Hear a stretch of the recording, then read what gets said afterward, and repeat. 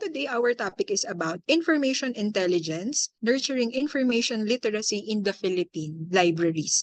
So basically, we will be, or I will be sharing with you some of information literacy skills that we do.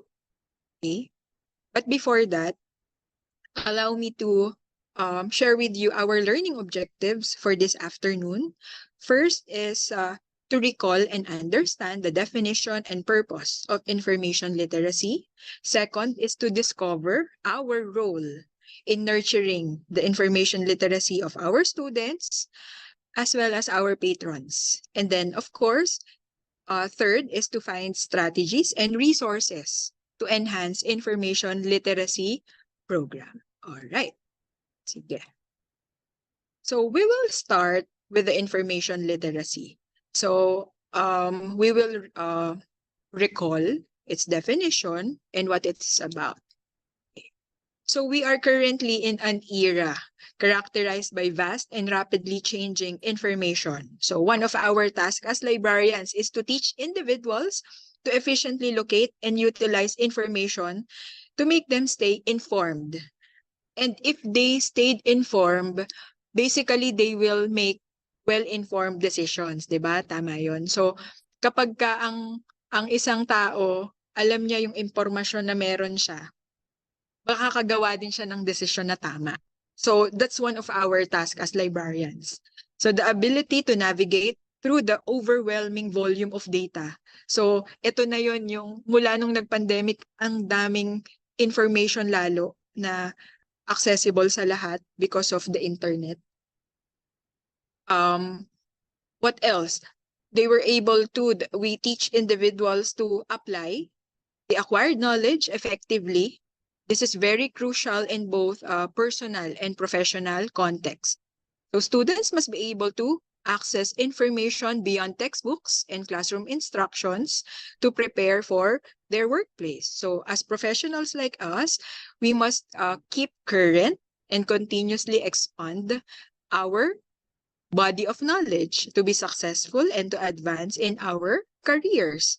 This skill set is essential for adapting to new developments, solving problems, and staying competitive in a fast-paced, information-driven world. So hindi na pwede ngayon yung nahuhuli, lalo tayong mga librarians.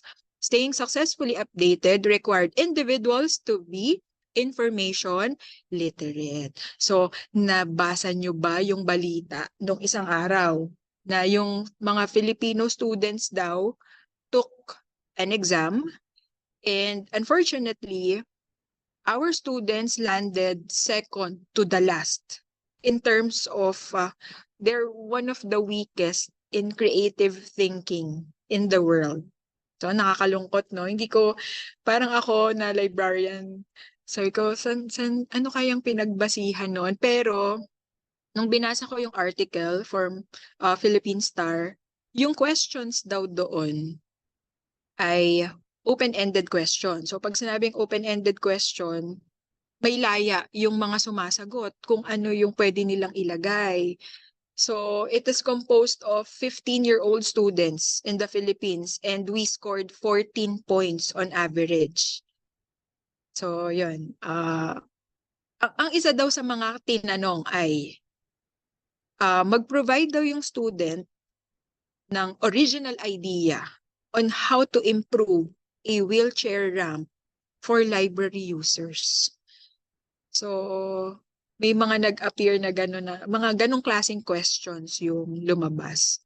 Unfortunately, we were at the second bottom of the score. So, yun. So, ito na yung role natin. Although matagal na nating naririnig yung information literacy, sa school library setting and the academics, we regularly teach information literacy. Pero bakit? Ganun pa rin. Bakit mababa pa din yung ating mga estudyante? So timely yung topic na binigay sa atin ng CNE. We should recall our role as librarians and our libraries on how we could contribute to the information literacy skills of our students and patrons. All right. So let's define again the information literacy.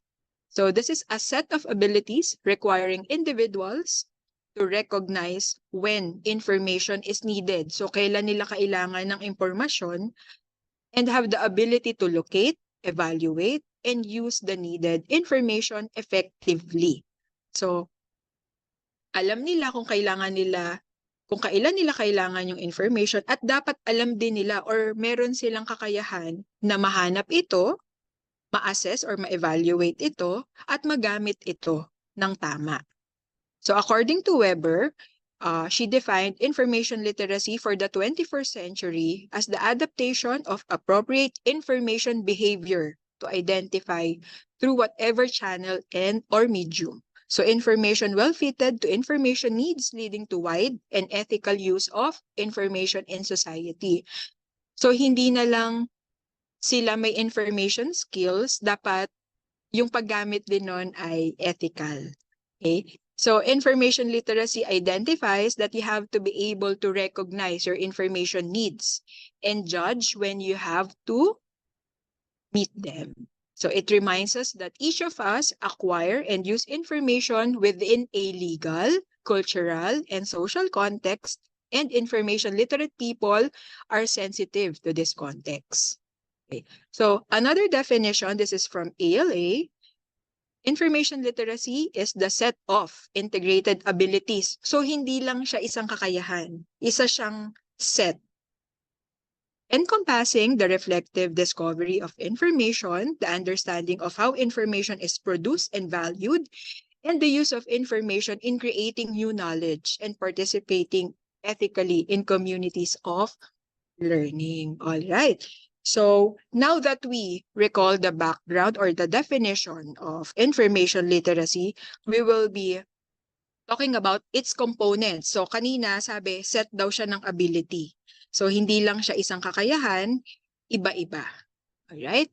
So to execute information-related tasks effectively, students and professionals must develop an efficient information gathering process and enhance specific information-related skills.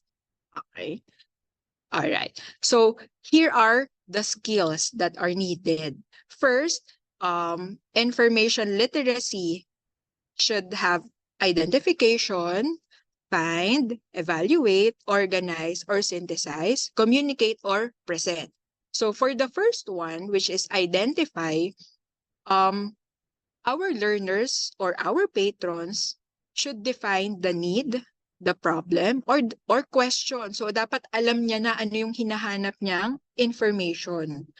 So for example, hey, so we are currently in a webinar. So the organizer of this webinar identified information literacy in the Philippine library setting as one of the topics in their upcoming seminar. So to do this, the organizer maybe somehow answer some questions. So ang information literacy ba ay appropriate ngayon or relevant na topic ba ito para sa mga librarians? Pwede nilang tanungin din yung sarili nila, maikakaroon ba ng interest yung mga librarians na umattend kapag ito yung topic? Okay? So that's an example of identifying the problem. And then next, find. This is locate, access, and retrieve the information from a variety of print, electronic, and human information sources. So going back to the scenario a while ago, so the organizer established that information literacy topic will be relevant para sa librarians now here in the Philippines.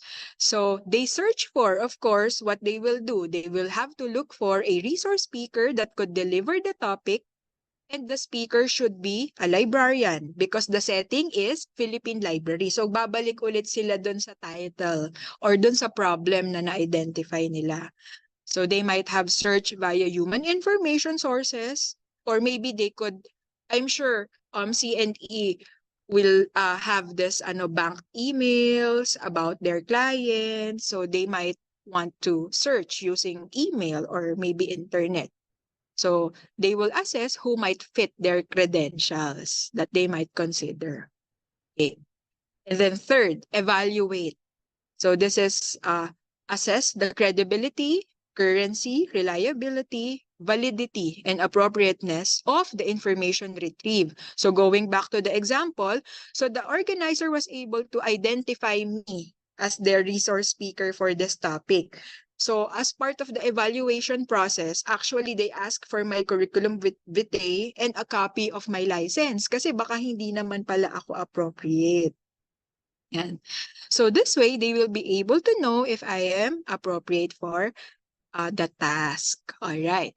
And then next is to organize or synthesize. Compile the information so that it can be used to meet the information need, solve the problem, or answer the question. So example, now that they have me as their resource speaker, they start identifying the date of the webinar. Maybe I think they are required to submit papers, the name of the speaker, and other related requirements.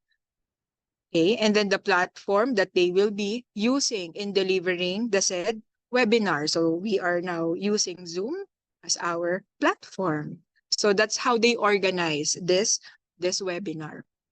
And then the last one is to communicate or present. So communicate the information legally and ethically using a variety of channels directed at a range of audiences. So finally, the organizer must communicate the information to maybe to the chairman or the president of their company and other decision makers in the organization. So these are the 5 components of the 21st century information literacy skills. So according to Taylor, the growth in the quantity of information and the ease of access demands that students and professionals have skills beyond location and access.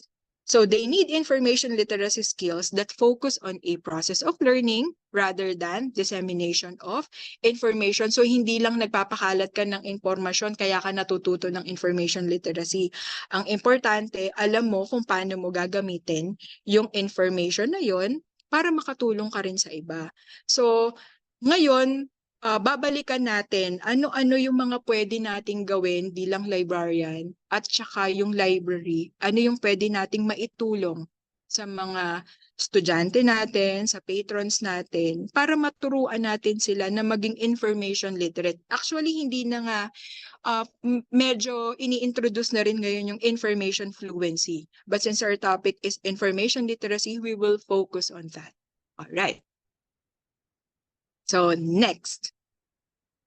So librarians and libraries play a crucial role in nurturing information literacy among students and professionals. We, the librarians, and our libraries are here to provide or should provide essential resources and guidance to help individuals develop the skills needed and to effectively locate, evaluate, utilize information. So as librarians, one of our tasks is to produce individuals that are information literate. So sabi dito, ang mga susunod kong ipapakita ay mga characteristic ng isang tao na information literate. Alright? So dapat daw sila ay ang mga ito. Una, an information literate individual can determine the extent of information needed.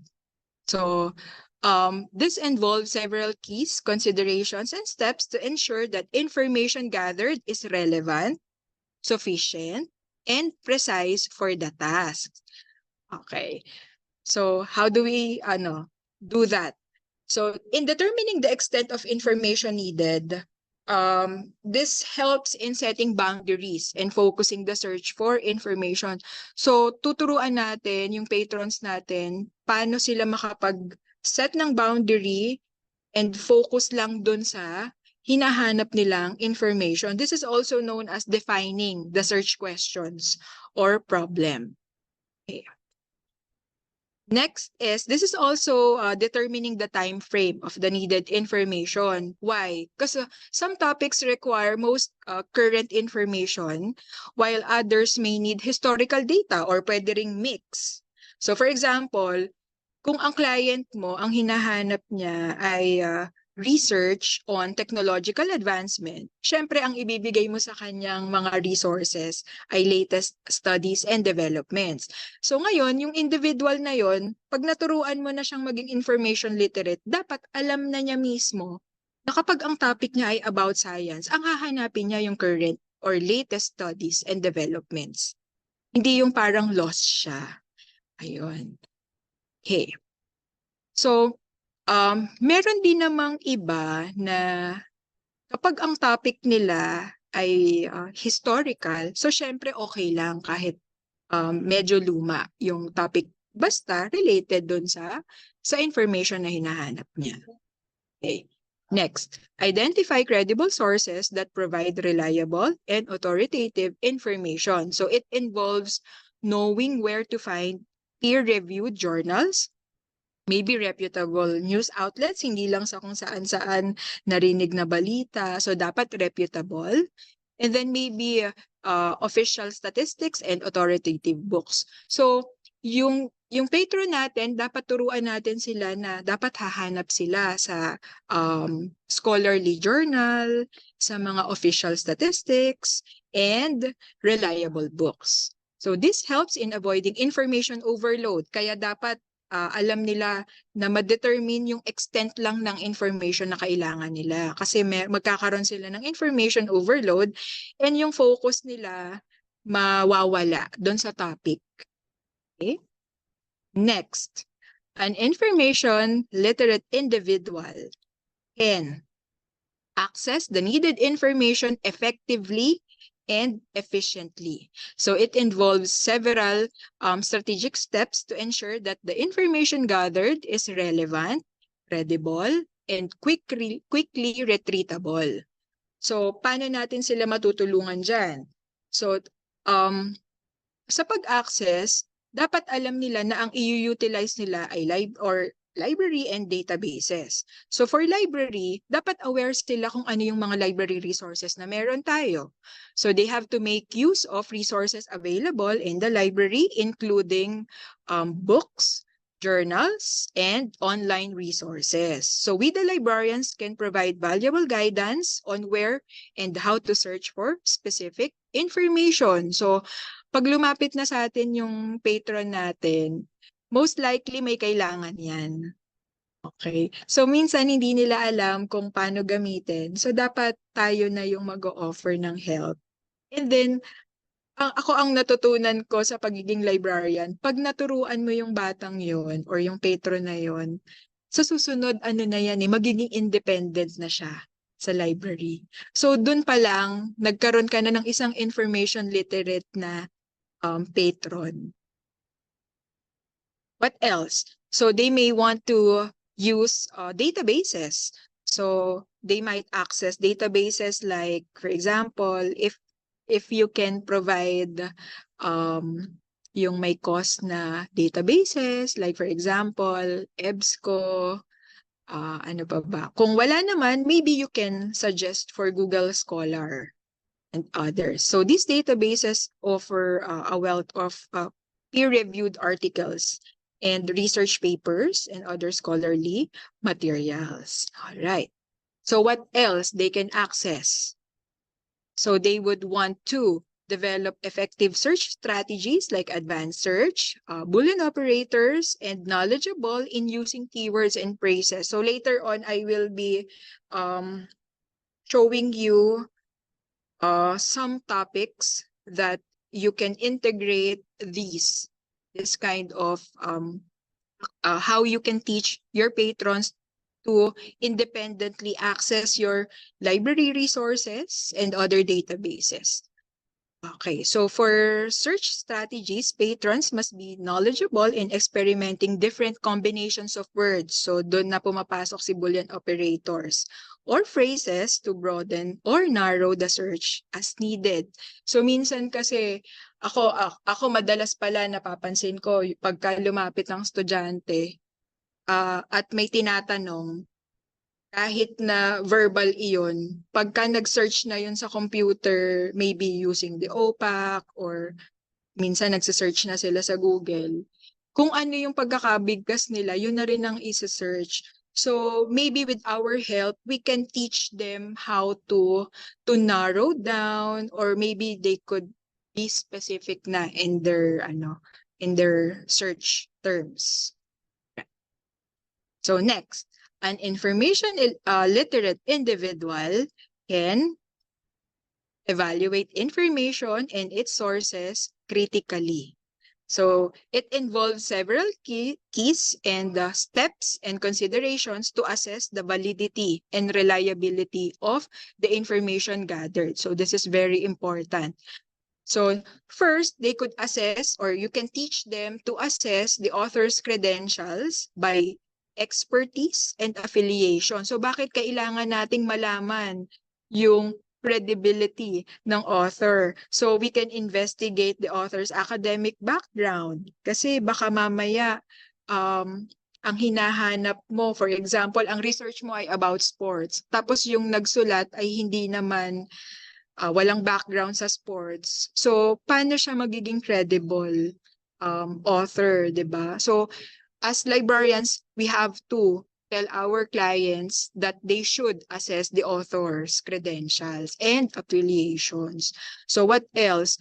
Baka hindi rin sila expert dun sa subject area na tinuturo nila, di ba? Even sa eskwelahan. Ang teacher, for example, ang teacher ng pagsa-secondary, pag teacher ka, pag ang tinuturo mo ay math, dapat may background ka talaga sa math. Pag ang tinuturo mo ay biology, 'di ba? Minsan ang bachelor mo ay major ka sa biology dapat. So para maging reliable ka na source of information. So experts with relevant qualifications and experience are more likely to provide, of course, accurate and reliable information. Now, why affiliation is important also? So consider also the author's institutional affiliation. And maybe the author, or maybe you would want to search if the author produced research conducted by reputable universities or institution. All right. What else? So we must teach our patrons to analyze the content. So the content includes the accuracy, the evidence and support, and the bias and objectivity. So we have to teach them that they should verify the accuracy of the information by cross-referencing with other credible sources. There should be consistency across multiple reliable sources that would strengthen the validity of the information. Now, for the evidence and support, we have to teach them that they need to evaluate the evidence provided to support the claim. So if they are gathering information, dapat may citation, dapat may backup na mga data, at dapat yung mga references na ginamit ay credible. Alright? And then, of course, the bias and objectivity. So, our clients should be familiar in assessing the objectivity of the information. So, dapat hindi bias, no? So, lalo na naalala ko nung sinusulat ko to, naalala ko nung bago mag-eleksyon, alam nyo na pag nagbasa kayo ng dyaryo, pag nabasa nyo sa news online, alam nyo na kung anong kulay siya, kung pink ba siya, kung pula ba siya. Kasi base doon sa sinusulat niya, alam niya na kung galit ba siya sa tumatakbong presidente na ito, o kung magkakampi ba sila, gano'n. So dapat turuan natin yung students natin or patrons natin na yung kukunin nilang information ay hindi bias. At dapat balance, hindi one-sided, para maiwasan yung interest. Alright? And then, of course, in evaluating the information source, it includes determining the relevance of information. So it includes scope and focus, and of course, the audience. So for scope and focus, they must check that the information directly addresses the research question or topic. And then for audience, consider also the intended audience of the source. So academic articles for scholarly audiences might differ in complexity and depth from sources aimed to the general public. All right. So next, we are still in evaluating information source. We are now in, of course, checking citation and references. For the quality of references, we must teach our patrons to check the references cited by the source. High-quality sources should cite other credible and peer-reviewed works. Okay. We might also consider the citation frequency. Look at how frequently the source itself is cited by other researchers. Highly cited works are often considered more influential and reliable in the field. All right. And then, of course, we have to check the date of publication. Okay, so currency is very important. So we have to teach them to always check the date of publication. All right, so this is to ensure that the information is up to date, especially in fields that evolve rapidly, such as what are these technology, about medicine and social sciences. Now, previously we talked about historical information. So if they are into gathering information about the history, so maybe historical information is still relevant for understanding the development of certain topics. And then, of course, why we check the date of publication, it's for the timeliness. So consider whether the publication date is appropriate for the research question. Recent studies are crucial for current trends, whereas older sources might be valuable for historical context. So ako, for example, nung sinusulat ko to, marami akong nakitang data or information, but of course, I will be getting the most recent. So may mga nakita ako 1989, so hindi na siya relevant at hindi na rin siya appropriate sa time natin ngayong 2024. So maybe if it's a book, siguro up to 2014, pero medyo luma na rin yun kung ngayon kasusulat. So ako sana kung tayong librarian ay susulat, mga 5 years, pwede na, sige, mga 2019 na source or pero kung wala, sige, hanggang 2014, yung mga ganon. Alright, next is an information literate individual can incorporate selected information into one's knowledge base. So it involves understanding, organizing, integrating, and applying new information effectively.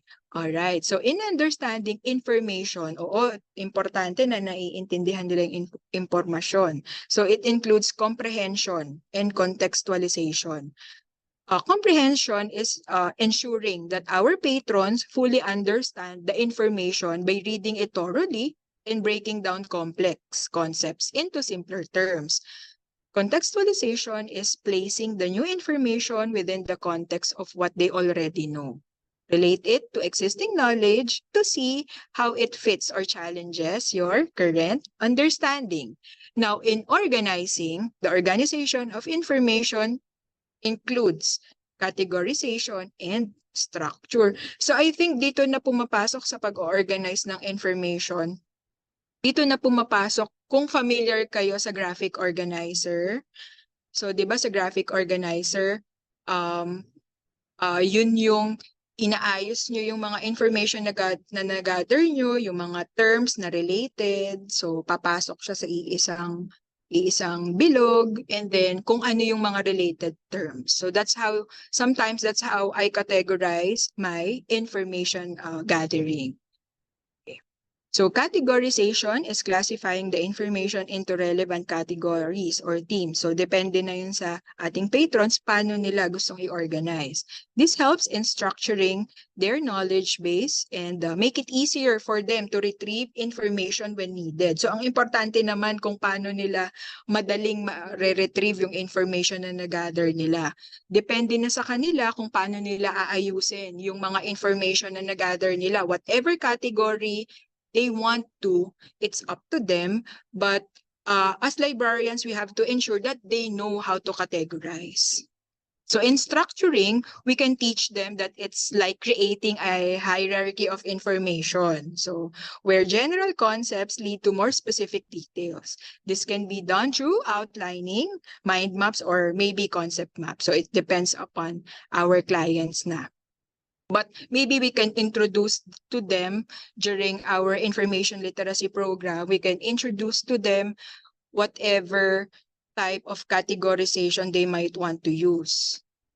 Now, in application of information, it includes practical problem solving application.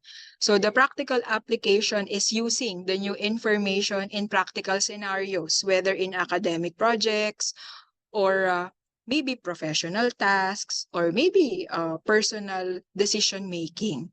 So applying knowledge helps solidify in their memory. So problem-solving application of information is incorporating the information into problem-solving activities.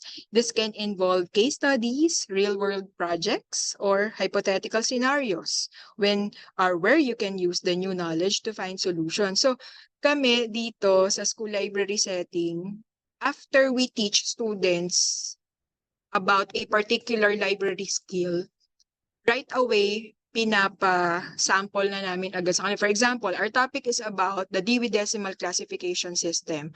After the lecture, we produce a task sheet wherein they are required to fill up the task sheet. So pupunta sila sa shelf mismo, and then right away makikita nila yung arrangement ng shelf in a Dewey Decimal Classification System.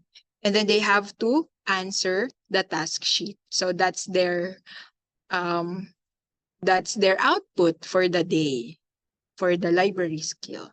So kasi mas naaalala nila. So according dito, mas naaalala ng ating patrons kapag pinagawa mo na sa kanila yun. Yun. Alright. So next, an information literate individual use information effectively to accomplish a specific purpose. So it ensures that information is applied in a manner that meets the intended goals, whether they are for academic, professional, or for personal use. So they must know the specific purpose or define the specific purpose why they are doing or using this information. So our patrons must clearly define what they intend to achieve with the information. This could be writing a research paper, maybe making a business decision. So kaya pala nagre-research. For example, in a public library, may lumapit na patron. Kaya pala siya nagre-research about a particular topic kasi meron pala siyang itatayong business. Ayan. Or maybe gusto niyang mag-develop ng marketing strategy. Kaya pala siya nagre-research. So yun. Kailangan alam ng patron natin bakit niya ginagawa ito. Or maybe solving a specific problem. Okay. What else? So plan and strategize. So maybe they want to identify key information, determining which pieces of information are most relevant and critical to achieving their goals. Focus on these key elements to streamline your efforts. Okay.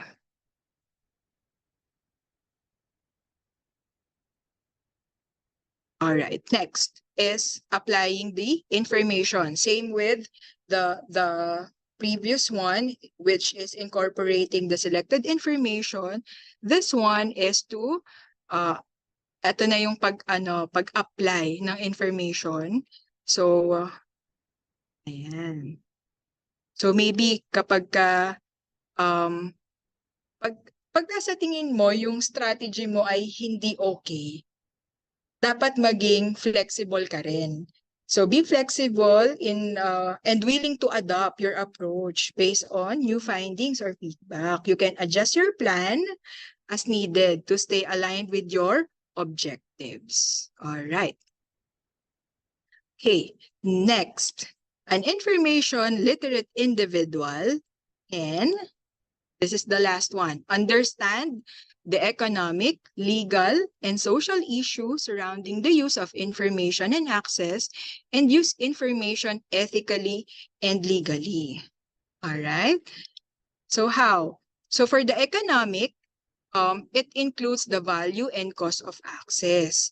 So they have to recognize that information has economic value. So whether in businesses, as researchers, or individuals need to invest in resources in creating and acquiring information. For cost of access, there might be subscription fees. All right? So tama, dapat alam ng ating patrons na may economic value ang information. So hindi lahat ay free nilang maia-access. So kailangan maintindihan nila na may mga databases na may bayad. Ayan. Or meron din naman maswerte yung mga nag-share for free. Alright.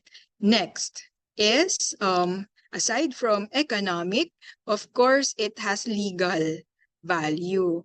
So legal issues like copyright, data protection, and plagiarism. So they must understand what is copyright and its fair use. So copyright laws grant authors and creators exclusive rights to their works. Using copyrighted material without permission can lead to legal repercussions. So that's why we always teach our patrons to cite source and cite their references. That's acknowledging the author's work, right? So the data privacy law governs how the personal data can be collected, used, and shared. So of course, in plagiarism, avoiding plagiarism by giving proper credit to original sources by following citation standards. So whether APA, MLA, or Chicago format, whatever format they are aware of. So they must know that they must cite the source that they used. Okay. And of course, the social issue. So it includes accessibility, misinformation and disinformation, and the ethical use. So social issues like accessibility of information. There should be equitable access to information for all. So it includes the marginalized and the underserved community. So that's why palagi ang private company or private schools would always partnered with yung mga less fortunate para rin makapagbigay tayo or makapag-share tayo ng information. Kasi ang information daw ay dapat na accessible for all. And then for misinformation and disinformation, we should teach our clients or patrons how they could develop skills to critically evaluate the accuracy and reliability of information, of course, to fight mis and disinformation. And then last one is to respect, of course, for ethical use, it's respecting the intellectual property of an individual. So, hindi dapat tayo nag-e-engage. Dapat sinasabi natin sa patrons na hindi sila dapat nag-e-engage ng unauthorized use or distribution of copyrighted materials. So palaging babalik tayo doon sa citation. All right. Now, here are some. We're done with the characteristics of an information literate individual. Now we will be compiling all this. So here are the information literacy skills. All right. So for a while. All right. So on your left is the broad information literacy skill areas, and then on your right are set of integrated abilities. Okay, so for concept identification, it includes identifying the main concepts in a topic by using keywords.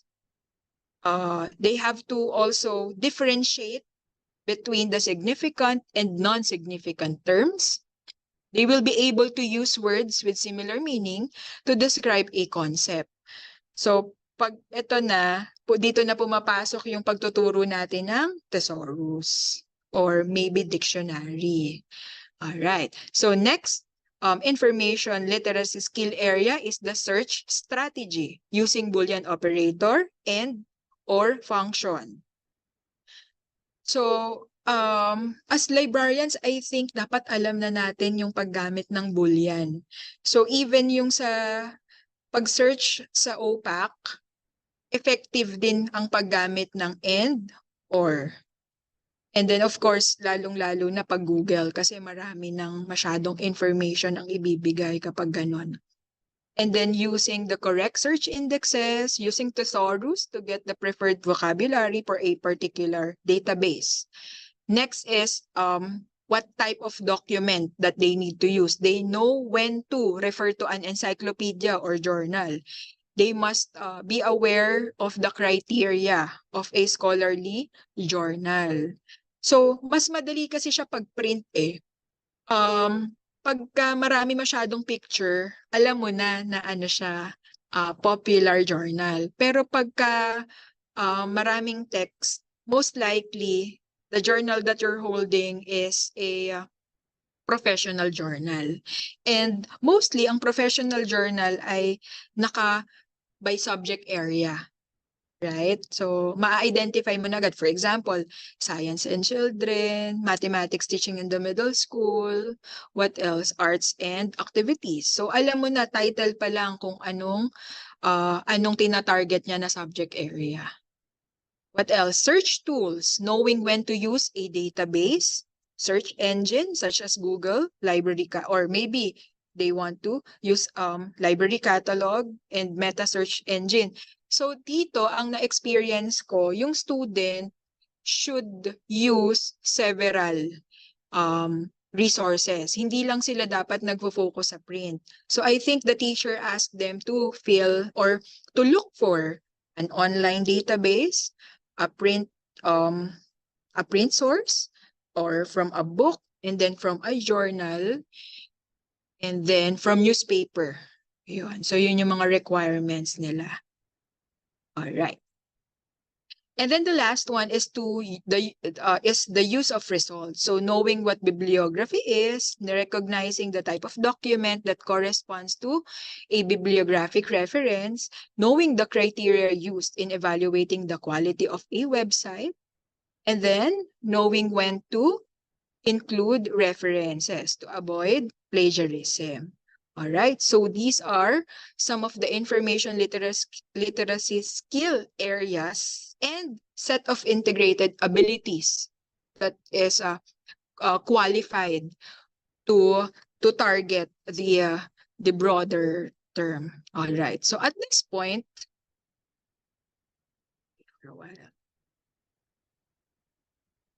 so do you have any questions about, or later on we will be discussing the questions already.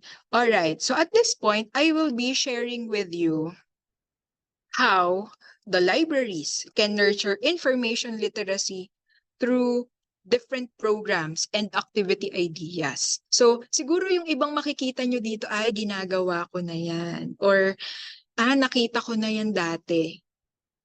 Yun. So, posible po, no? Kasi halos pare-parehas or iba-ibang atake lang yung ginagawa nating mga librarians para ma-achieve natin na yung mga clients natin ay maging information literate. Or maybe, may ginagawa kang program or activity pero hindi ka aware na information literacy na pala yung tinuturo mo. So, baka makapulot kahit isa or dalawang idea galing dito. Alright, so let's continue. So first, of course, is teaching information literacy program. So dito sa Miriam, ang tawag namin dito ay library instruction program. So on that picture, that's me way back. Sobrang tagal na po nitong picture na to. And then our information literacy program or our library instruction program focus on using the library and its sources like storybook appreciation and information and media literacy. So we regularly conduct our our class in the library. So yan pong picture ay yan yung library. I don't know if some of you were able to visit us here in Miriam Grade School, but that's one of the areas where we conduct our information literacy program. We have a TV there para matulungan din yung mga librarians na makapagturo. And then we make sure na yung area ay enough para makapag-accommodate ng isang klase. Actually, yung library namin can accommodate 3 classes at a time. Yun. So may TV sa dalawa, and then the other area is for research only. So 3 classes at a time. Ayan. All right, so these are some of the sample topics that we have or that we teach our students. So as early as, ang tawag kasi namin sa preschool ay first step. First step, that's around 2.5 years old to maybe 3.5.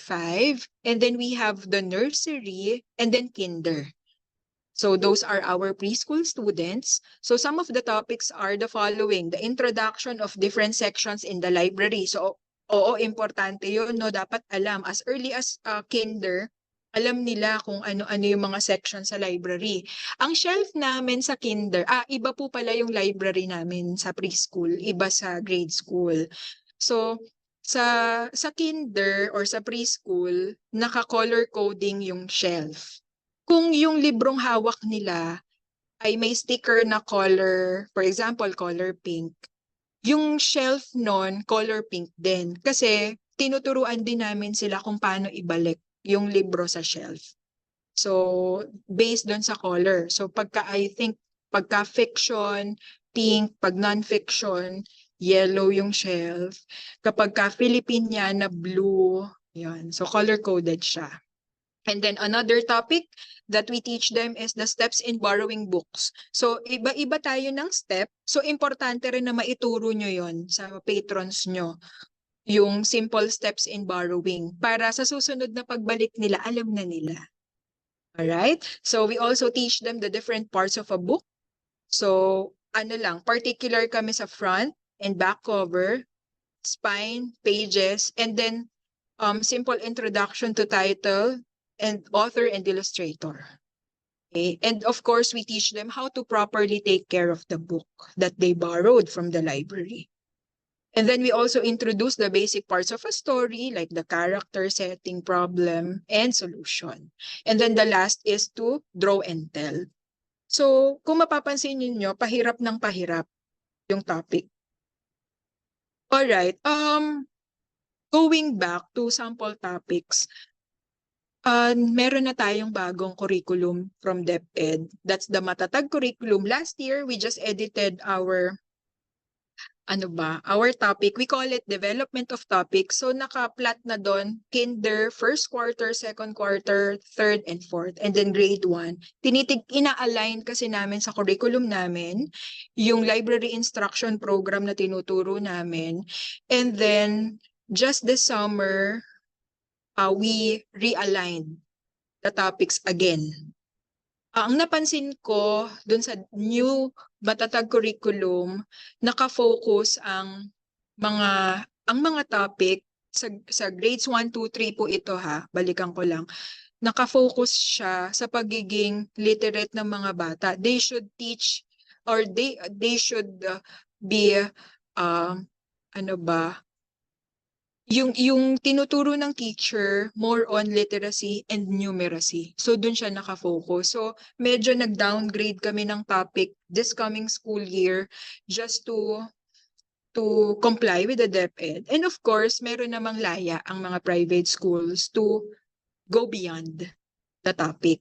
So medyo may adjustment kami ulit na gagawin kasi syempre naituro na namin. Alam nyo ba na dun sa Matatag curriculum, grade 5 pa i-introduce ang encyclopedia. Parang masyado ng delay yun.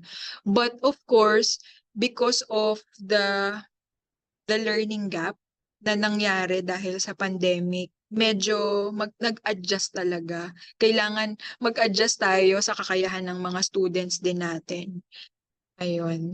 Alright? So another sample topic. So this is from grade 2. For our first quarter, we teach library orientation. So pag sinabi namin library orientation, kasama na dito yung steps in borrowing, ang pahapyaw ng parts of a book, kasi ituturo din namin sa kanila kung saan nakikita yung barcode na minsan kasi ang tendency ng mga bata, pag nag-borrow na yan, nagpapalit-palit na yan ng libro pagka nakalabas na sila ng library. So akala nila okay lang yon. So tinuturo namin na sa back cover na andon ang barcode. No? So dapat hindi nila pinagpapalit-palit yung libro kasi yung hiniram nila ay under ng kanilang name at yun ay kanilang responsibility. Right? So we also teach as early as grade 2, OPAC and borrowing of books. We also teach them ebooks orientation. Later on, I will be showing you an example of our ebooks orientation. Kasi importante, oo, alam nila na may ebook, pero kapag hindi nila alam kung paano yun gamitin at i-manipulate, tandaan nyo, hindi nila yun gagamitin, hindi nila yun bubuksan. So dapat ituturo din natin sa kanila. And then as early as grade 2, we introduce reference sources, but we focus on dictionary and encyclopedia. So parts of a dictionary, kinds of encyclopedia, and types of dictionary also. And then importante na pakita nyo sa kanila na yung actual. Na in year 2022, we teach online dahil nga pandemic. So ang aming information literacy skills ay kinoconduct sa GMeet. Nung nagturo na ako ng reference, dictionary ang sabi ko baka meron kayo sa bahay na dictionary, ipakita nyo sa akin. Naku, kung ano-anong libro ang kinuha. So hindi na sila aware ano yung dictionary. Kaya yon, mag-a-adjust ulit sa curriculum. And then the last topic that we teach them is story appreciation. We particularly discuss the Caldecott Award winning books. Ayan. So it depends on you what or how you could personalize your lesson or your topic. And then this is grade 4. Okay. So, in the first quarter, syempre grade 4 na to. Ako nagtuturo ng grade 4. So, 6 kaming librarians dito sa grade school. One is assigned to teach in the preschool. So, 3 level yon, the first step, the nursery, and kinder. And then, 2 librarians are assigned to teach grade 1. And then, one is assigned in grade 2, one is assigned in grade 3, and then ako sa grade 4. Right? So these are the topics that I introduced or shared with them. For the first quarter, we had library orientation, sabay-sabay na to, ebooks orientation, borrowing of books, and identifying fiction and non-fiction books. Ito, bagong topic to sa grade 4, yung pag-identify ng fiction and non-fiction, lumabas to sa matatag curriculum. So sabi ko, grade 4 na, tsaka lang nila ma-identify kung ano yung fiction and non-fiction. Masyado ng delay. Pre-pandemic, tinuturo na namin to sa grade 1. Yun, pero wala tayong magagawa. So kailangan nating ituro ito sa grade 4. Alright, what else? We also teach them OPAC in second quarter and the Dewey Decimal Classification System. So nagulat sila na meron palang arrangement ang shelves. Akala nila ganun lang yon. Yung grade 4 students namin last school year, sila yung mga pumasok ng Miriam na pandemic. So dahil online sila for the past 2 years and then last 2022-23 school year, yun na yung hybrid or high flex na tinatawag na may days sila na nasa school, may days din sila na nasa bahay, but they are not allowed to visit the library on their own. So limited yung access nila sa amin unless meron kaming turo or si teacher ay nagpa-reserve ng library. So that's the time that we introduce again the Dewey Decimal Classification System. And then in the third quarter, we have an introduction to print and online reference sources. Ito, magugulat po kayo. Doon sa DepEd curriculum or sa matatag curriculum, ang inclusions ng online references or ng mga references ay dictionary, thesaurus, encyclopedia, almanac, and glossary. So nung nagko-collaborate kami ng mga librarian, sabi ko kailan pa naging reference ang glossary. So hindi siya part ng reference source. So kaya may plus siya dyan kasi baka malito yung student na baka isipin nila ang glossary ay isang reference source. Yun. So kami na lang yung bahalang magpaliwanag. But of course, we have to comply with the DepEd. And then the last part is, in the last quarter, our topic is about the story appreciation. So it includes award-winning books. So sa grade 1 or grade 2, tinuturo namin yung Caldecott Medal Award. Dito sa grade 4 is a combination of Caldecott and Palangka Award. So we have to incorporate also to our students or patrons the importance of giving awards to books or to excellent authors. They have to be familiar of the purpose. Bakit nagbibigay ng awards itong mga award-giving bodies to excellent books. Ayan.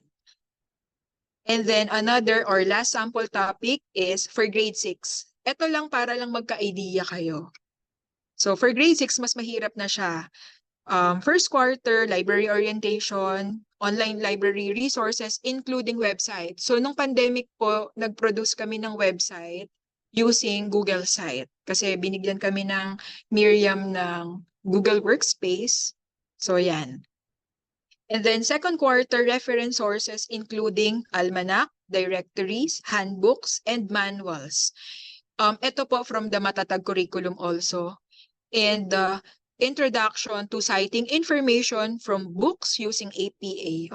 As early as grade 6, tinuturuan na namin sila ng citation. And then third quarter, citing periodicals, online resources or online sources, interviews, and playable media using APA citation. So meron din ditong kasi minsan nagtataka yung mga bata, bakit ba kailangan pa ng citation? So dun yung ipapasok yung topic about plagiarism and copyright infringement. And then fourth quarter, identifying and organizing information from primary and secondary sources. Alright. So ito naman, nakuha ko siya sa libro. So ito daw yung mga topics na dapat alam ng mga learners natin. So K1, 2, 3 is the grade level up to grade 12. Okay. So pag sinabing ito, yung letter na to, this is I, it means introduce. P is practice. M is master. And R is reinforce. Okay. So for their first topic, locate resources within the library media center. So know the location and purpose of the library. So dapat kinder pa lang ini-introduce nyo na kung nasaan yung library. And then sa grade 1, ipapractice siya up to grade 4. So yun yung sinasabing development of topics. So identify, the second topic is identify areas of the library, like where you can find fiction, where you can find the circulation counter, maybe the reference section.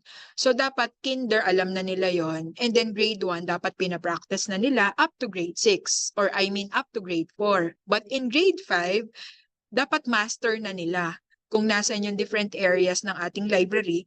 And then grade 6 to grade 12, dapat nire-reinforce na. Pag sinabi natin nire-reinforce, bibigyan na natin sila ng activities on how they can they could establish this type or this kind of knowledge about our library areas. And then next is comprehending the call number. Yan. So what else? There's the DDC. You will see biography. So this is just an example of information literacy scope and sequence. So dito ako ang tawag namin dito sa library namin ay development of topics. So nagko-collaborate kaming mga librarians. Naituro ko na yan ng grade 2, dapat sa grade 3 kasi incoming grade 3 na sila, dapat yung topic na yan mas mahirap na. All right. Okay, so that's information literacy program. Now we are into digital literacy program. So another ways on how we can nurture information literacy is through digital literacy program. So navigating digital resources by providing training on using ebooks, online journals, and other digital resources available in the library. So ito yung sinasabi ko kanina na hindi lang dapat nating sasabihin sa mga clients natin na meron tayo ng mga ito, dapat nagbibigay din tayo ng training kung paano gamitin yung mga ebooks and online journals na meron tayo. So at this point, ito yung sinasabi ko sa inyo, hindi naman sa pagpo-promote ng MyOn. Kanina napapanood ko yung video ng MyOn bago magsimula yung webinar natin. Pero totoo po yun, malaking tulong etong MyOn noong mga panahon ng pandemic sa amin. Kasi online library siya. So dahil biglang walang physical visit ang library. Through MyOn, naitawid namin yung alam niyo yung visible pa rin yung library kahit na hindi nila kami napupuntahan through this digital type of library. So, pakita ko lang sa inyo, no, ito yung MyOn usage report namin. So, ito fresh na fresh kasi kakatapos lang ng Pasko. Just to give you a background on the usage of MyOn, on the number of books. Kasi sa MyOn, pwede ka makapag-generate ng ilang number of books ba yung nabasa ng estudyante, ilang page yung nabuksan, at ilang minutes sila nagstay or nagbasa. So minsan kasi may student na nagbukas lang ng book and then hindi na niya tinuloy, na-generate po yun ng MyOn. Alright. So this is yung kung mapapansin nyo, 2020 to 2021 school year and 2021 to 2022 school year, this is 100% online. So with that, they are not allowed to borrow physical book, but instead, they are able to access their MyOn account. So how many books ang nabasa nila mula noong 2020 up to October 2023? We were able to circulate 53,464 books. Alright. So, what else? Sige, paano, would you like, sige, I'll give you a sample. Sige. Hindi sa promise, hindi po sa pagpo-promote, pero maganda ang MyOn. Makakatulong talaga siya, lalong-lalo na sa information literacy. So, eto. For a while, I'm just shifting wait, so ayaw niyong lumipat. For a while. Sige, I will be sharing my screen. Okay, so what I will be showing you is the account of my librarian na nakakapag-generate ng MyOn. So this is the MyOn interface, and then we teach the students this one ha. The MyOn account po kasi merong individual account and may individual username and password ang ating mga students. How they navigate this, nagko-conduct kami ng library instruction program for them. So, ang ginagawa namin, nagsasend kami ng email individually to the students, and then pag actual na, pinauupo na namin sila sa computer kasi minsan binigay mo si username password via email, binuksan ba? Hindi naman. So hindi rin nila alam na hindi nila na-access. Kasi minsan mali yung pag-type nila ng password, mali yung alam niyo na yung usual na problema ng ating mga students. Ayan. So this is the interface if you are a librarian. So dalawa siya. May library, may classroom. Sa student, walang classroom. Dito kasi namin nag-group yung aming students based on their grade level. So dun kami nakakapag-generate ng report. Sige, sample. Please disregard the names, parang awa nyo na, the names of our students. So nakagroup ito, for example, classroom, click reports. Nakagroup ito by grade level. So tatanungin ka ni Mai on anong gusto mong report. Yan. So we regularly use core report.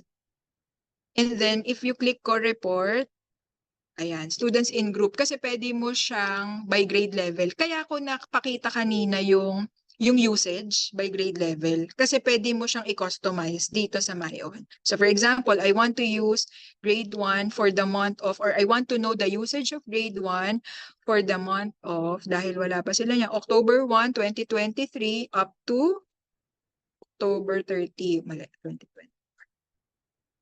So balik ko tayo. So, ayan. And then, when you click run report, magda-download na siya. Bukod sa, pwede, ayan, ipapakita niya dito. We have 217 grade 1 students.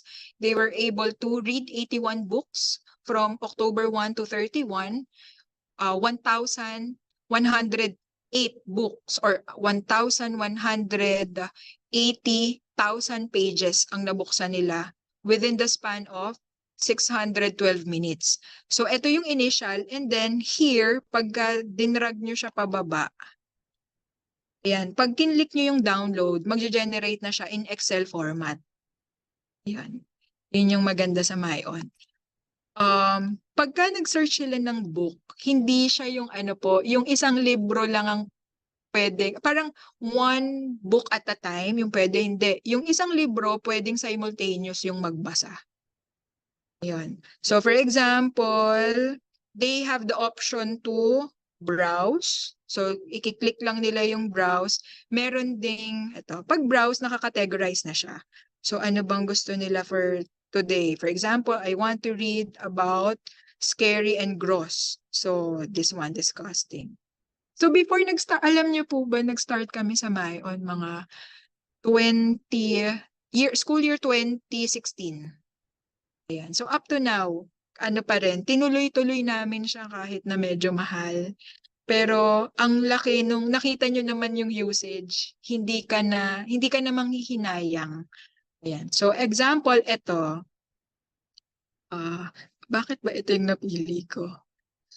Anyway, so hindi, para makita nyo rin yung ano niya, yung graphics. So pag kinlik mo siya, pwedeng i-add mo siya sa favorite and then basahin mo na lang mamaya. So click read. Pag kinlik nyo yung read, mag-open na siya like this. Then navigate na siya. So start the book. So may audio din ito. So may option ka kung gusto mong ikaw yung magbasa or si Mayon. Ayan. Ayan. Alright. So ito yung pag-turn ng page. For example, ayan, pwede mo siyang i-stop. And then, for example, may hindi sila familiar na word. Dito sa side, may mga tabs.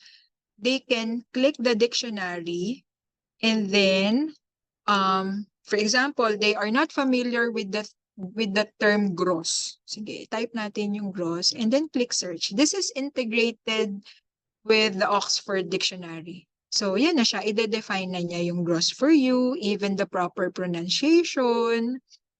Ayan. So, may example pa dito. And then, parang thesaurus na rin to, related words. Alright? And then, dito sa tools, pwede silang mag-highlight ng word. And pwede silang mag-box. So, sa kanila lang naman yun. Hindi naman, pag nilagyan nila ng box, na-edit na yung libro. Hindi po siya ganon. And then, may journal din dito sa side. So, dahil personalized or may sariling username and password yung ating mga students, yung journal na yon ay para talaga din sa kanila. So, yan, pwede silang mag-add dito ng title, ng topic na nabasa nila. And ang maganda din sa Mayon, before kasi nung nagsisimula kami sa Mayon, more on fiction books. So ngayon marami ng non-fiction. Ayan. So ito, alam ng student namin as early as first step, yung mga 2 to 3 years old, binibigyan namin sila ng orientation dito at marunong sila mag-navigate kasi meron din itong application na equivalent sa cellphone or sa tablet or sa iPad. So masyado na akong na-enjoy sa my own. So going back to the presentation. Sige. So for a while po. Ayan. So yun, importante na binibigyan natin sila ng orientation sa ating online resources or ebooks. So again, this is some of the benefits of having kasi mababa yung usage pag hindi nyo siya binigyan ng training sila, I mean. So maganda na para magamit. Mahirap lang sa umpisa, pero ganun talaga. And then of course, we have I mentioned a while ago about our website. So naka-on yung Google Analytics nun. And then with that, we were able to generate kung ilan yung nag-view. So for example, on your left is the preschool Google site. So yan. And then on your right is the elementary, which is grades 1 to 6. Yan. So dahil inintroduce or binigyan namin sila ng background about our online resources, they were able to navigate them on their own. So yan, so naghahanap sila dyan ng LMC resources, even the library guides. Ayan, naka-download na. Okay. So what else? You can also introduce research skills and workshops. So if you are an academic library, special or public library, you can introduce basic research skills like the fundamental research techniques, including how to use library catalog, databases, and search engines. O kaya naman advanced research skills. It covered the topics like Boolean searching or advanced database features and specialized research tools for academic and professional research. Okay, so another program that you can introduce is evaluating information sources. So isa to sa pwede niyong maging topic like spotting fake news. So we can teach patrons how to identify fake news and misinformation. So you have to include tips on cross-referencing information and check the credibility of sources. And then also in evaluating information source, you can discuss critical evaluation of sources. So you can offer sessions on evaluating the reliability and validity of various sources, including websites, books, and journal articles. So depende na po ito sa mga resources na ino-offer nyo. So you can tweak the topic depending on the resources that you have. Next is citation workshop. So yan, oo no, sa public library and academic and also special. Kasi minsan hindi na sila aware sa pag-cite. So you can have this workshop about citation styles. So offer workshops on different citation styles like APA, MLA, Chicago. And how to use citation management tools. So last time, we teach grade 6 about the beauty of, kung familiar kayo sa Google Docs, no? Meron dong tools na itatype mo lang yung ISBN ng libro at saka anong citation style ang gusto mo, makakapag-generate na siya para sa'yo. So, i-add mo lang yung ibang details kung hindi pa nalalagyan. And then, naka-format na siya. Ayun. So, nagulat din yung mga estudyante na meron palang ganun si Google Docs. And then, of course, about plagiarism. So, teach patrons about this and its consequences and strategies to avoid it by emphasizing the importance of academic integrity. Alam niyo po, ito, meron po akong sample dito. So kasi minsan kahit na ituro nyo na nakakalimutan, di ba po? Kami nagpiprint kami ng ganito. So I hope you can see this. This is one of our pamphlets that we print. So here, ang title po nito ay Citing Sources Using MLA 9 using APA 7. What else? So dito sa loob, kung kasi ano to marami kaming copy. So kung yung student gusto niya ng kopya, pwede siyang kumuha. So nasa loob na yung sample. So ito po ay produce ng ating mga librarians. Ayan. So pag may question, nandito rin yung aming contact details para pwede nila kaming i-email or tawagan. Ayan. So, para rin hindi din, for example, kung nasa academic kayo or public or special, para hindi rin po kayo paulit-ulit na nag-explain kung paano yung pag-cite ng source, pwede kayong gumawa ng pamphlet like this one. O, di ba? Yan. So, ano pa ang pwede natin gawin? We can have technology training sessions. So, using reference management software, like teaching the patrons how to use tools for managing citations and research. What else? The productivity tools. We can offer training on apps and software that will help with note-taking, with project management, and collaborative research. Okay. So ano pa yung pwede natin gawin? We can have, kung halimbawa sa school library setting or maybe academic, we can have book club or junior librarians club. So you can start book clubs that focus on reading and discussing works related to media literacy, critical thinking, and information ethics. All right. And then, of course, we can have outreach program. So we can partner with the community. So we can collaborate with them and offer information literacy programs. Kasi minsan, alam na ng patron natin kung ano yung information literacy. Maybe through your student or through your patron, we can tap them to share what they can share with others na yung less fortunate na walang accessibility sa library, no? At saka madalas din mas natututo din yung patron na ilalagay natin sa field. Kung ano yung totoong information literacy kapag tinuturo na rin niya. Ayun. And then we can have workshops for community organizations. We can provide tailored information literacy training for community groups, businesses, and non-profit organizations. All right. So what else? Ito, we can conduct simple book selection with students or maybe with top borrowers. So recently, we visited Ulibook. So para ito is price to ng mga top borrower namin. So nag-generate kami ng 10 students na one of yung mga top 10 nga, and then we invited them to a book selection. So sa book selection na yun, ang goal is to encourage these top 10 borrowers to be critical with the things that they are reading and to have a sense of ownership in the resources they have at the library. So yung mga sinelect nilang book ay hindi naman nila personal na makukuha. So sinasabi namin sa kanila na yung mga libro na yon na sinelect nila ay mapupunta sa library natin. Tapos lalagyan lang namin siya ng sticker na this book was selected by the name of the student because for being one of the top 10 borrowers of school year 2023-2024. So magiging part na ng collection yung mga libro na pinili nila.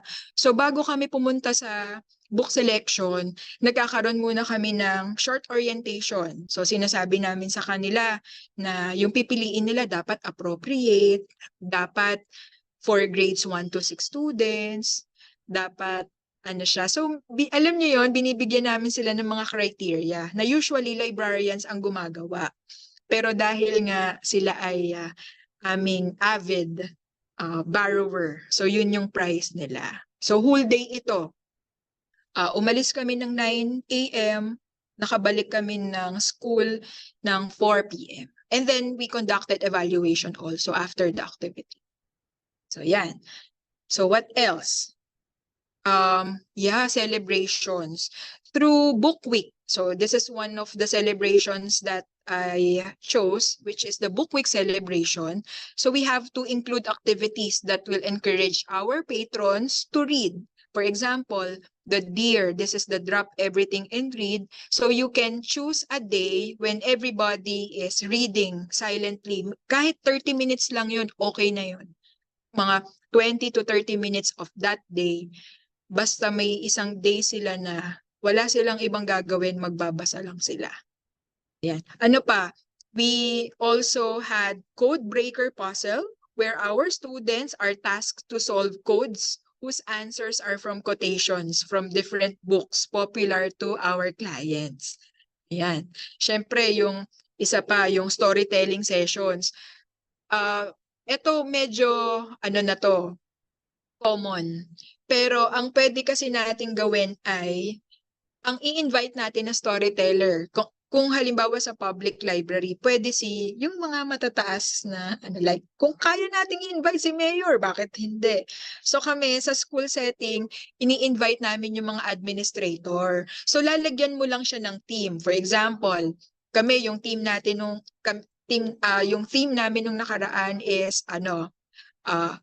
yung great readers make great leaders. So ibig sabihin, sinasabi namin sa mga estudyante namin na kapag ka-reader ka, there's a chance na you will become a leader. So, tsaka namin i-invite yung aming mga administrators to conduct storytelling sessions, of course, to our younger students. Ayan. Also, ini-invite din namin yung mga parents. So, isang section, isang parent galing doon sa section na yon. Pwedeng mommy, pwedeng daddy. Kasi pag nakita nila na yung mga magulang nila nagbabasa, mataas din yung chance na magbabasa na rin sila or magkakaroon sila ng interest sa pagbabasa. Alright. Next, what else? We can also have trivia games. So this can be, meron na siyang iba-ibang name, di ba? So finding info, info hunt, library adventure, or scavenger hunt. And then we can also invite resource persons. So sometimes we invite authors, illustrators. So yeah, maybe your mayor, your administrator, and even parents. And then we also put book exhibit. So you can also exhibit your new books. So yan, parang book buffet siya. So nandyan lang siya sa gitna ng table and then yung mga patrons ay ano. Pero syempre pwede nyo ring ayusin yan. Pwedeng may shelf kayo, naka-label siya as new books kung hindi ganito kadami. Ayan. What else? Yeah, you can identify an area for books and coffee. Ayun. So, 'di ba dati bawal ang mga kape sa library. Pero ngayon, minsan, ito ang ma-encourage nyo dito, of course, mga adult. So, pwede kayong mag-set aside ng area, tapos imimik nyo siya as coffee shop. So, yun, pwede nyo i-display doon yung new acquisitions nyo. So, pwedeng print or non-print para lang makita ng mga ating clients. Ano pa? Okay, so this examples or this sample is the library makerspace. So lagi nating naririnig yung makerspace pero pwede natin din siyang i-incorporate sa library natin. So you can think of activities that geared towards providing clients with learning experiences as well as provide a venue where they can relax and take a break. Aminin na natin, hindi lahat ng client na pumapasok sa atin gusto magbasa. May iba gusto lang mag-relax. So dapat meron din tayong ma-offer sa kanila. So kami dito sa Miriam, binigyan namin siya ng theme. So pag Monday, either Molding Monday or Make It Monday. Okay? And then pag Tuesday, tinkering, ito yung mga robotics. And then pag Wednesday, it's Waggling Wednesday, yun yung nagdo-drawing lang sila or nagko-color lang sila. And then Towering Thursday, ito na yung mga Legos. And then of course Friday, we call it Fun Friday. So board games na yung binibigay namin para makapag-relax sila bago mag-weekend. Ayun. So, ito, hindi namin una na-realize na nakakapag-enhance din pala ito ng information literacy skills. Pero, later on, oo nga, pero gusto ko lang i-remind kayo na hindi nyo naman kailangan gumastos ng malaki. So actually kami, nag-start lang kami sa mga donations. So meron kaming available na AV materials. So hinira muna namin, inakyat namin sa library. And then pati yung mga office supplies na meron kami na available. So yun din ginamit namin. At saka yung mga librarians and staff namin na may mga board game sa bahay, baka gusto nilang i-donate. So doon kami nagsimula. And then later on, kapag ka nakita din naman ng inyong administrator, or alam nyo na kung sino man yung may hawak ng budget, na ay effective pala siya, most likely i-support kayo nun. Ayan. So doon na nag-build yung aming library makerspace nang nagkino-continue pa rin namin hanggang ngayon. So eto, bibigyan ko lang kayo ng sample.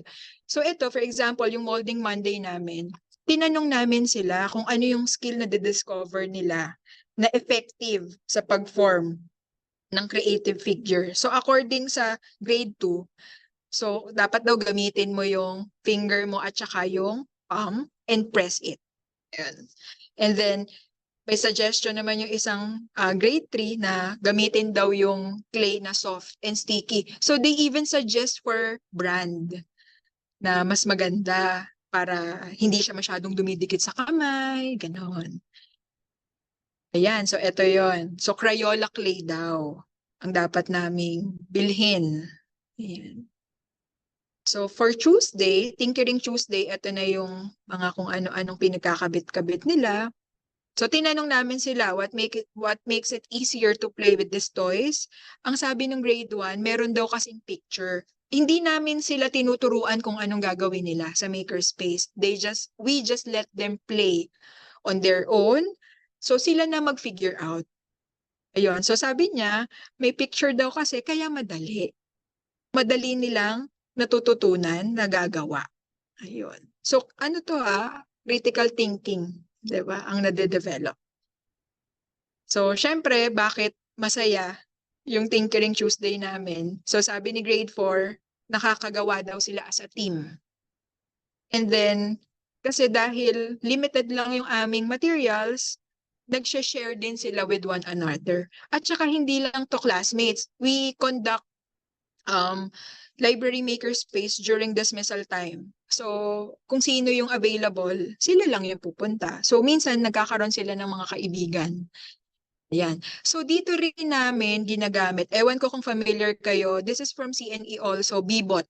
So, si Bebot, ano siya, para siyang bee na robot. So, meron siyang simple programming na up, down, left, right. So, meron siyang shape na nakasama. So, bibigyan mo ng instruction si Bebot by pressing left, right, up, down button. Na, for example, you want Bebot to go to the shape of circle. So, anong simple program skill or simple program ang pipindutin mo para makapunta siya doon? Yon. So, yun, piniprint lang din namin yung instruction. Inahayaan namin yung student na gumawa or i-program si Bebot. Tapos yun natututo na sila. Yun. So this is Waggling Wednesday. Yan. So here are some of the pictures that we have. So according to grade 1, Waggling Wednesday is enjoyable because they were able to meet someone with the same interest as them. And then they became friends because they want to play with one another. Ganon. Ayan. So it's satisfying daw. It helps develop their coloring skills. Yan. So eto mabenta to. Nagulat nga kami na ang daming grade 6 na nagwa-Waggling Wednesday kasi mas marami na silang tasks sa school. So it's their way of relaxation. And then for Towering Thursday, so eto na yung mga building blocks. So according to a grade 1 student, she wants to use a smaller Lego blocks kasi puro malalaki. So sige, nag-purchase kami based from her suggestion. Yan. So ito yung mga experience naman ni grade 3. So sabi niya, because of my tiny hands, I want to play with magnetic blocks. So meron palang ganun. So hinanap namin, ano ba tong magnetic blocks na ito? Sige, i-purchase para, kasi yun yung mga gusto nila eh. Ayan. And then, of course, yung Fun Fun Friday namin is more on board games. So, tinanong namin what techniques you must apply to win the game. So, sabi ng isang grade 3, dapat daw alam mo kung ano yung iniisip ng kalaban mo. Oo nga, tama.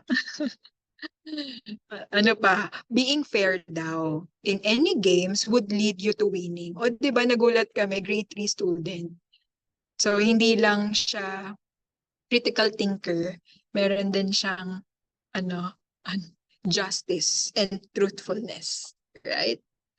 Okay. So other answers, so from the students, based from their experience. So they were able to learn how to play new game like battleships. They were able to manage their emotions. So it lessens their stress daw. It helps them stay calm.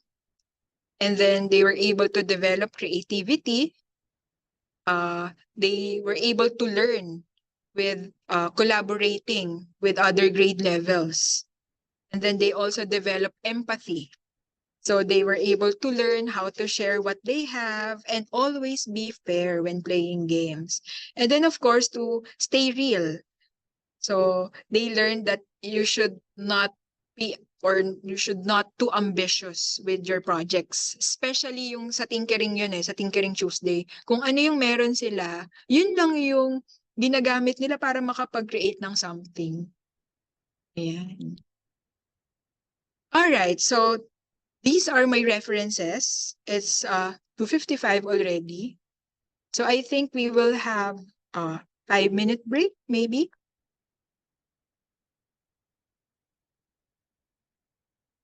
All right. So before our question and answer later in the later part of the program. So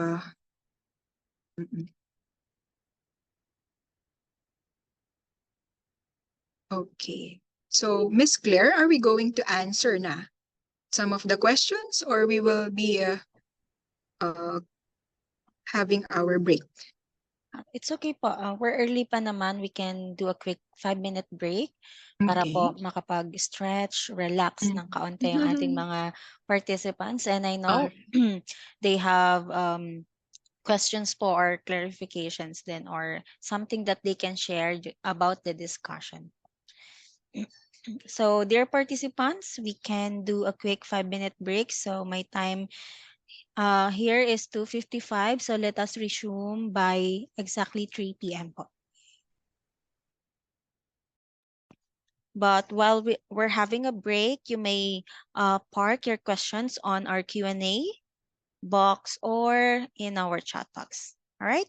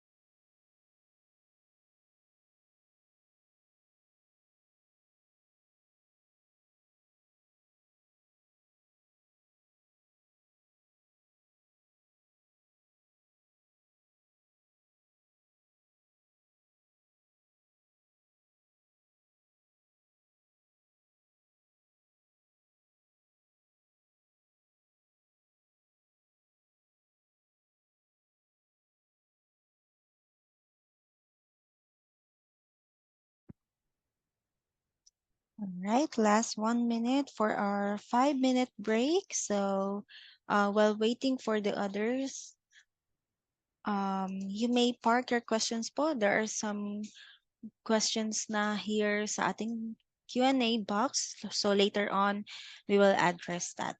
Okay, or you may also chat here on our chat box. Ayan. Okay.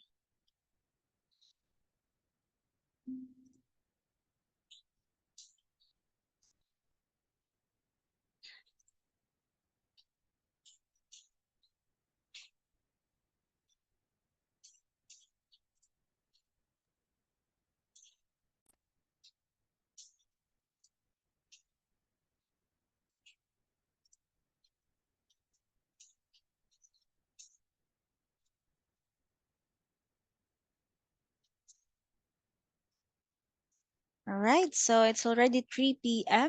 and now we're on the Q&A portion of our session this afternoon. But I would like to thank Ms. Riza for that engaging and interesting discussion po about information intelligence, nurturing information literacy in Philippine libraries. Ayan, so dear participants and librarians, we are now opening the virtual floor for Q&A. And I'm seeing some questions here on our chat box. Let me start with Miss Carla Marie Rosario. Ang sabi po dito, Miss Riza, AI and blockchain are emerging technologies today. What roles will this play in the information literacy and information management? Thank you. All right. So, very rampant ang paggamit ng AI sa ngayon, lalong-lalo na yung ChatGPT. So, nag-research ako about it and pwede mo na siyang i-cite. Okay? So, meron na siyang citation style in APA, pero dapat, kung gagamitin mo siya sa research, dapat sasabihin mo sa advisor mo kung hanggang saan yung kukunin mong information from AI. And dapat isa-cite mo rin or i-include mo in your appendix kung ano yung tinanong mo kay ChatGPT. So, tayong librarians, we also have to, kasi nandiyan na siya eh. So, pwede nating i-discuss sa patrons natin yung limitations ng paggamit ng AI as well as advantages and disadvantages of these. So, yun. I hope I answered your question. Right. Thank you for that answer, Ms. Riza. There's another question here from the same, I believe, the same participant po. Ang sabi dito, we learned that considering of using gamification elements, case studies, role-playing scenarios rather, or multimedia presentations and those previously mentioned makes learning about information literacy more dynamic and interesting. There are schools that incorporate Minecraft also for a simple grade school library tour or orientation. But based on your own opinion po and experience, Ms. Riza, what is the best concept to accommodate different learning preferences and increase participation of our students? It's clear that several libraries were experiencing issues with student engagement. Ayun po. Okay. So, oo, tama yun. Lalong-lalo na sa mga grade school students, pag game kasi, engaged talaga sila. Pero babalikan nyo palagi yung mission, vision, and objectives ng school and nung inyong library. Ngayon, may mga games kasi na hindi allowed. 'Di ba minsan may mga games na hanggang ganitong age. So pagka ang inyong patrons ay alam nyo na hanggang ganitong age, wag na yun yung i-incorporate nyo.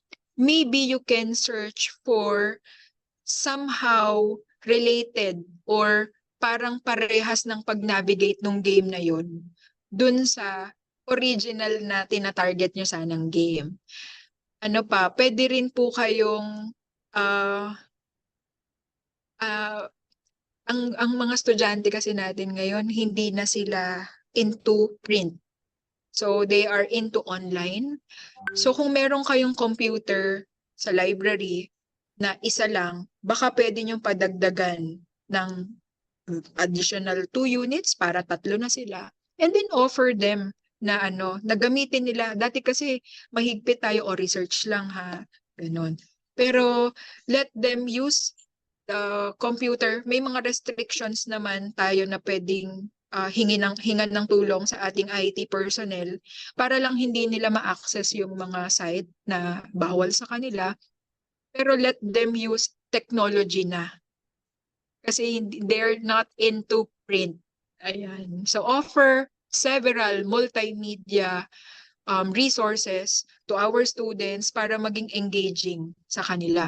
And then, important din, ako ang experience ko as a school librarian na naka-assign sa particular grade level, pag kilala nila yung librarian, most likely, hindi na yan matatakot pupunta talaga sila ng kusa sa library. Yun. So Alright. para increase yung participation din, no? Yes, yes po. Ayan, and thank you for that detailed answer po, Miss Risa. And I agree, yung mga technology po na ito ay hindi na talaga maiwasan because they're in the digital era na talaga yung mga students natin. And as an educator or librarian po, your role ay i-guide sila on how to use these resources para din po mas ma-engage sila sa mga activities. Ayan. All right. Another question po from anonymous attendee. Hi, Ma'am Riza. Pwede daw po ba ma-adapt yung mga library activities nyo? Library instructional na meron po kayo kung okay lang daw. Ayan po. Pwede. Why not? Pwede nyo lang siyang i-rename maybe.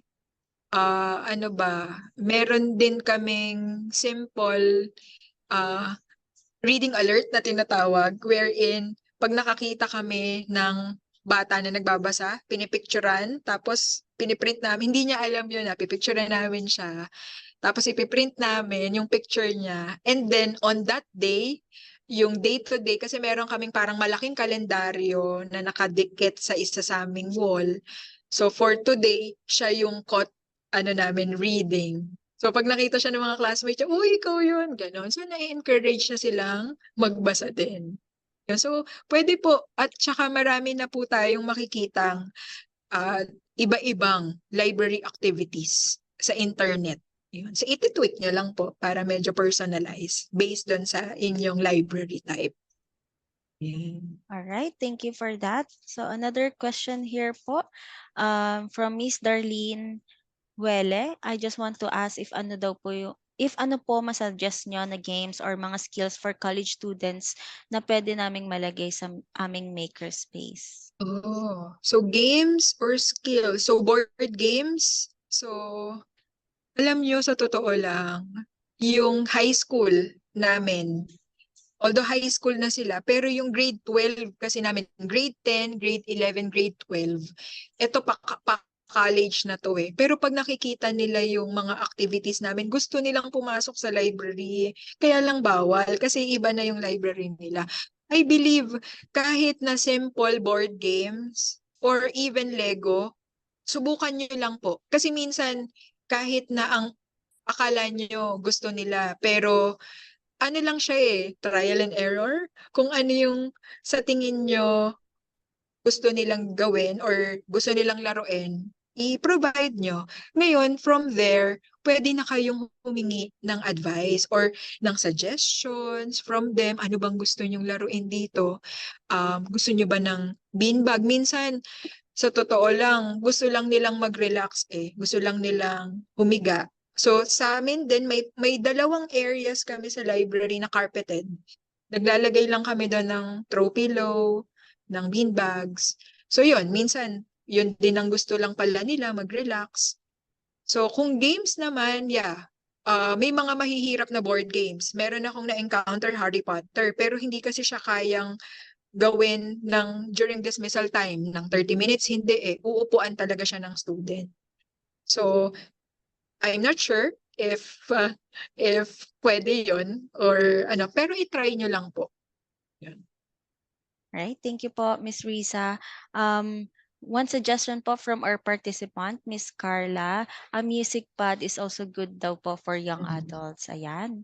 So, pwede nyo rin daw po yan ilagay sa inyong learning Oh, spaces. naalala ko, Miss Claire, no, pagka-exam week, dati, meron lang kaming piniplay na music. Kasi nagre-review sila during those days.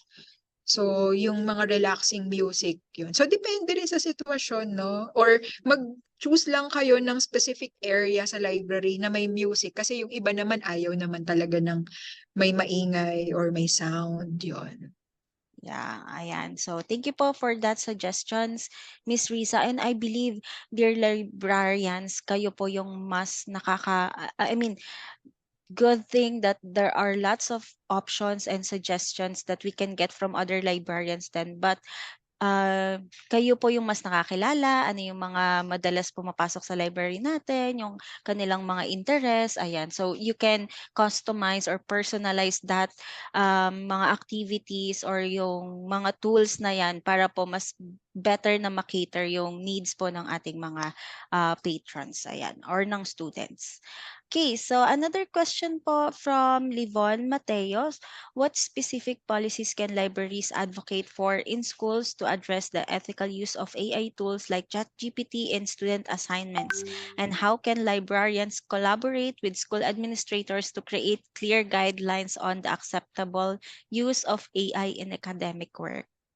Oo. So, importante talaga yung collaboration ng librarian sa ating administrators. So kami, ang ka-collaborate namin ay, ako kasi, ang librarians kasi ay under ng academic affairs.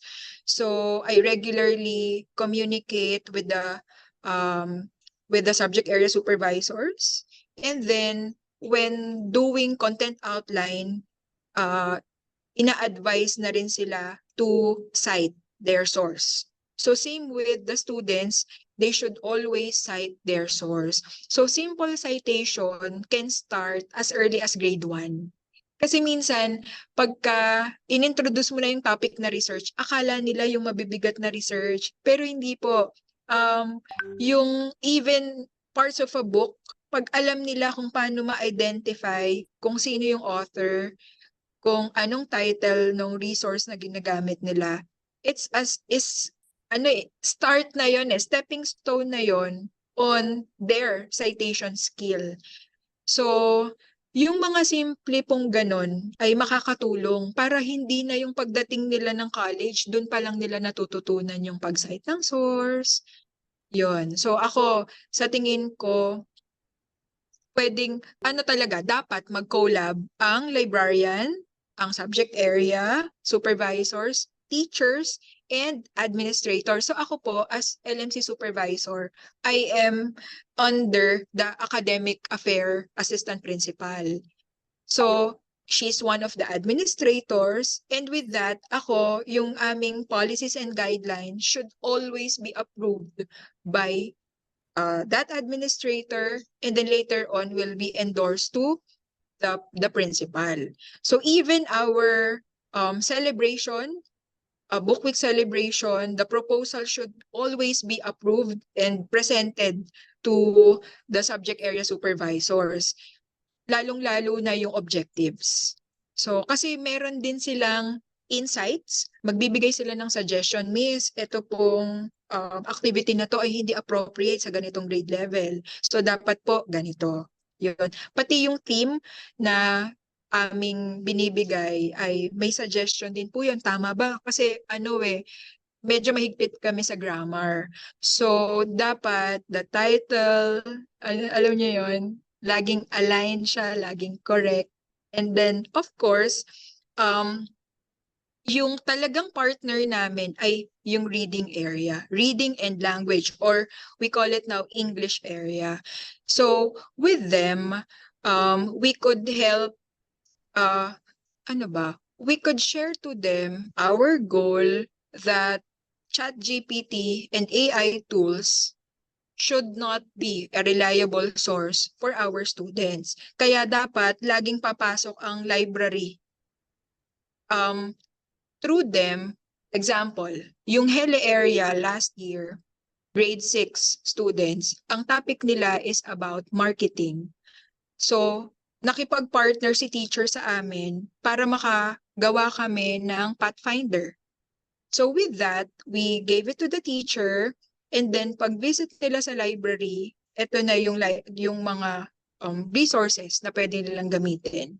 And then with the teacher's task sheet, they were able to cite the source properly. So meron din kaming binigay na APA format na maging guide nung student para hindi rin sila nasasanay na puro internet, na puro chat GPT, na puro AI ang gagamitin nila. So importante. Ako, I suggest you ask administrators help, and as well as the subject area supervisors.